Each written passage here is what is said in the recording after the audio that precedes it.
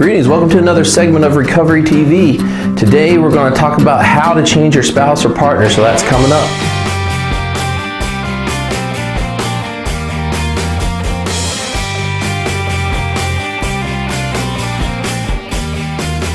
Hello everyone, today we're going to talk about how to change your spouse or partner. But before we begin, I just want to remind everybody to please subscribe to our channel and don't forget to ring that bell so that you're notified as we post more videos. So this is a really interesting concept, right? Changing somebody else. But I think most of us would say it's impossible. It can't be done. We don't have the power to do that. And there's some level of truth to that, but I am really going to challenge you today in that it's not completely impossible. And I'm going to briefly give you 5 key elements that are essential in this change process. The first key element to this change process, and probably the most important, is that you have to change yourself. Now that's probably not what you wanted to hear, but it's true and a very important part of this process. Identifying your part and your role in this process and the ways that you're contributing to the unhealthy or unhappy dynamic is very important, and that's where you begin in starting this process. And once you do that, you will get the change process rolling. The second key element is that you have to be less concerned about changing your spouse or partner and more concerned or focused on changing yourself. And that's kind of scary, because when things aren't going so well and you're identifying what their part of the problem is, it makes you feel even less control to take your eyes off of them and focus on yourself. And so we don't like that. It makes us feel vulnerable. But when we do it, that allows us to focus on the things we do have control over, which is ourself, and we can start identifying the behaviors and patterns that we're caught up in and make those changes. One thing I often say is that relationships are a dance that we do, even the unhealthy ones. You might not like it or be enjoying that dance, you're tired of that dance, but it is nonetheless a dance. And it takes 2 people to dance a dance. It only takes 1 person to stop the dance. But in order to do that, you have to know how to do that, or have an idea of what the new dance is that you want to be doing.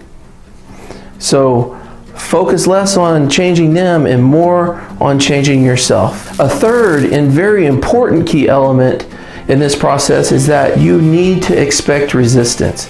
As you start to make these positive changes in your life, sometimes we want that positive feedback because we're doing a good thing. We know we're doing a good thing in our mind.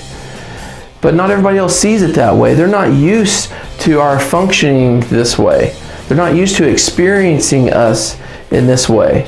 And so they approach it with doubt and skepticism, and they don't really trust it yet, and that comes in the form of resistance. And you really need to welcome that resistance, because that really is a sign that you are moving in the right direction, in the direction toward change. One of the expressions that we often hear in our culture is, "Who are you and what have you done with my wife?" Or, "Who are you and what have you done with my husband?" And most of us would be offended by that in hearing that, but I really want you to welcome that type of expression, to welcome the deer in the headlights or the confused looks that I don't understand, I don't know how to make sense of this, because that possibly means that you are getting this change ball rolling. The fourth key element is that you need to be flexible, and you need to be willing to make adjustments, because as people we tend to operate on extremes. And so when you've been functioning this way for such a long time and you finally break loose of that and your pendulum swings to the other side, it often feels really good and it becomes like this shiny new toy that you want to play with all the time. But you need to understand that extremes in either direction typically aren't helpful for us. So that probably means that you're going to have to let your pendulum swing back the other way and find your balance. So the first experience with it probably isn't going to be what you settle on, as it's not going to have a lot of longevity to it, in other words. And so be willing to be flexible and make the adjustments you need. This brings us to our 5th and final point. But stay with me, because I have a power tip for you at the end. But the 5th and final key element is that you need to be patient with this process, because that's what it is, a process, and it takes time. This is weeks and months worth of work and effort. Now, that might sound like a long time, But in the grand scheme of your life, it's not that long. And there's a lot of things that we do that we take a long time to develop and grow in. Our education, our jobs, friendships, and other things where we put in the time and the effort to develop and grow those things. So I'm encouraging you to do the same here. Don't expect this to all of a sudden happen all at once.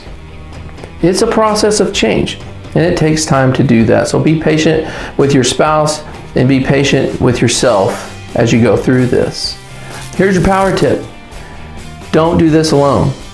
Find someone who can help you navigate through this process, preferably a professional therapist or a life coach or someone who has experience in helping individuals and couples go through this.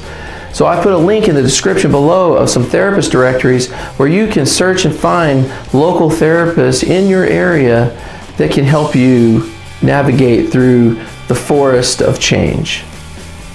In closing, I'd like to leave you with this.